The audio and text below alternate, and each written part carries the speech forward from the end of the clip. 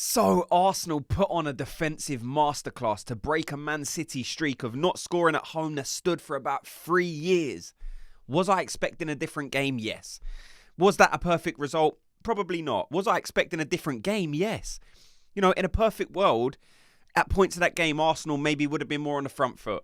Maybe would have been slightly more ambitious. But at no point in time can you say going to the Etihad and keeping a clean sheet is a bad result.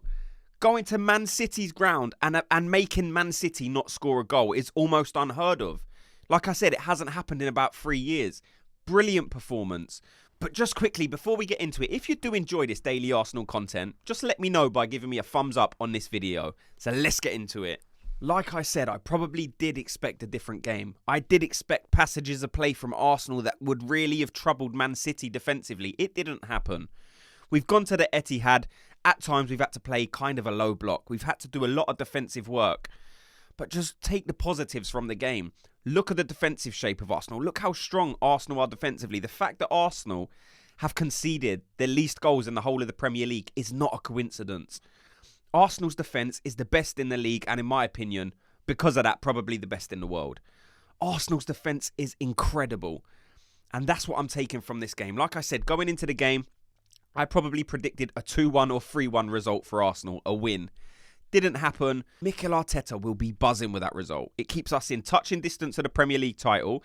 Yes, Liverpool are ahead slightly, but I expect that to keep chopping and changing for the rest of the season anyway. Look, could we have gone on to try to win the game? Yes. But that probably would have left us more exposed at the back. Man City were in one of their moods where they wanted to play a high line. They was up, they was pressing. Like I said, Arsenal still had a couple of passages of play that I think we probably could have gone on and win the game. The Trossard chance in particular, where maybe he could have squared it to Martinelli. I think that was Arsenal's chance to where if we was going to win the game, that was probably it. Apart from that, I can't remember too many other big chances. But let's look at Arsenal's team. Like I said, the defence was incredible. Goalkeeper didn't really have anything to do. Played some nice balls at times. Good with his feet. I think there was one pass where maybe he made a bit of a dodgy pass. But apart from that, defensively and goalkeeper, very, very good. Midfield, strong as well. Like I said, it wasn't really the type of game for the midfielders to try and be ambitious. But when they needed to play the passes, to try and find the outlets on the wings, they done that relatively well. Defensively, very, very good. And then you're looking at the wingers, and I think they played very good in a defensive sense. In terms of attacking, I think probably Saka struggled more than Gabriel Jesus in this game. Look, in my opinion, I think Gabriel Jesus actually had a fairly decent game.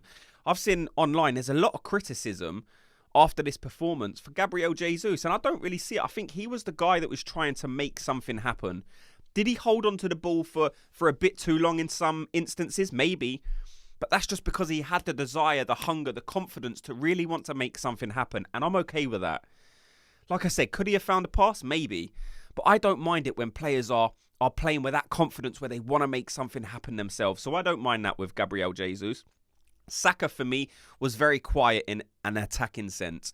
I think he done some good defensive work, doubling up with Ben White at times. But even though Saka was quiet in an attacking sense, I think Ben White, he overlapped a few times. And if Arsenal was going to create a chance for the striker, it probably was going to come from Ben White. There was 2 or 3 times where he was sort of bombing down the right-hand side and then he was able to either whip it across or cut it back. So for me, Ben White was very good, not only defensively, but in an attacking sense as well, in the limited opportunities that Arsenal did have in this game. And then you look at Havertz. Pretty much in an attacking sense, the same as the wingers. Because we didn't have that much opportunities going forward, I think Havertz struggled in an attacking sense, but defensively, he still offered stuff. There was a couple of corners that Man City had where Havertz was winning the header. So I don't think Havertz had a particularly bad game. I just think you're isolated as a striker in this game. And to be fair, at times he wasn't even playing as an out-and-out striker. We saw the shape. He was back defending when Man City had the ball. So again, Havertz, I don't have a problem with the performance. Very good.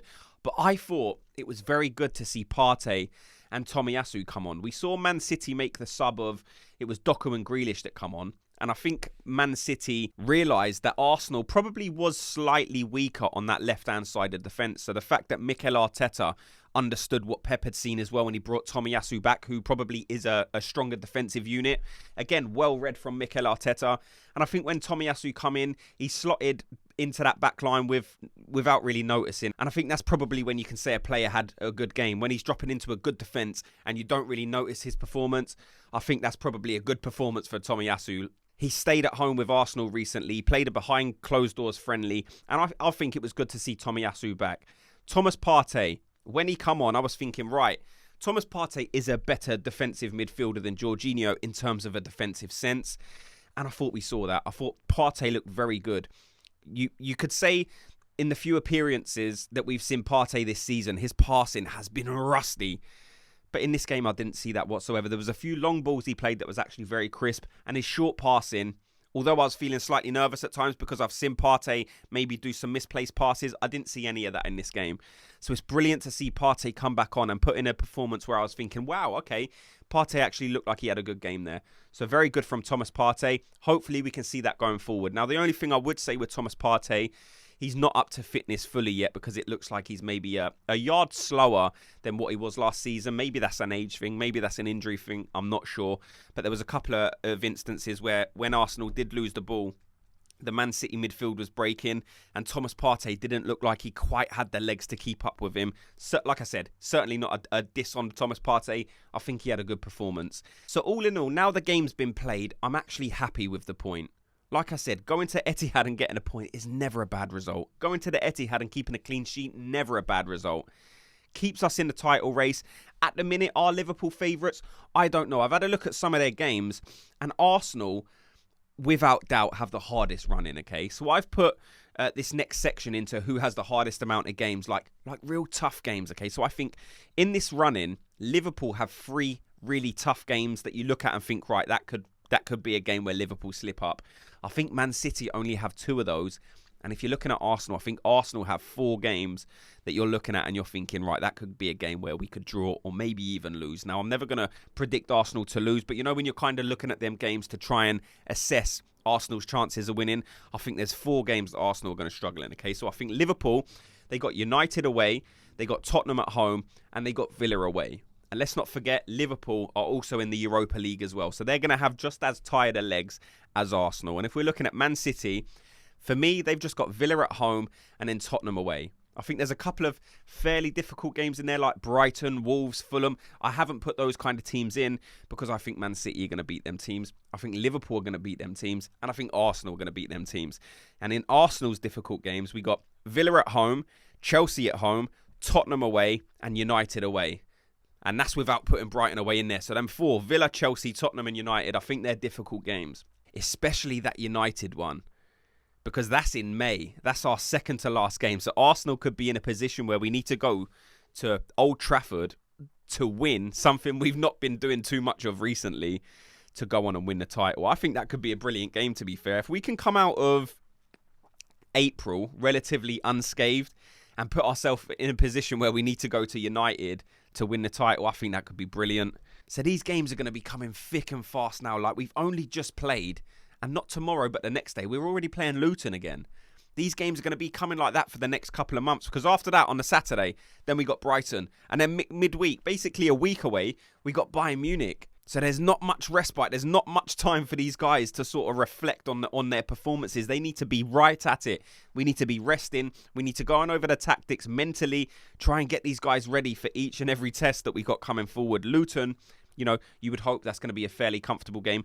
But then you got Brighton. Then you got Bayern. Then you got Villa. Those are games, very, very difficult games, 2 or 3 days apart. I think Arsenal are more than capable of doing it. And of course, I'm going to be covering every single game. So make sure you're subscribed. Let me know your thoughts on everything you've heard in this video. What did you think of that Man City performance? Was there anything that you looked at and you thought, right, listen, Arsenal could have done better in this particular area? Let me know in the comment section. Like I said, before you go, if you could just do me the favor of giving me a thumbs up on this video, just like it, and subscribe, and I'll speak to you all in tomorrow's video. Gooners, have a good day.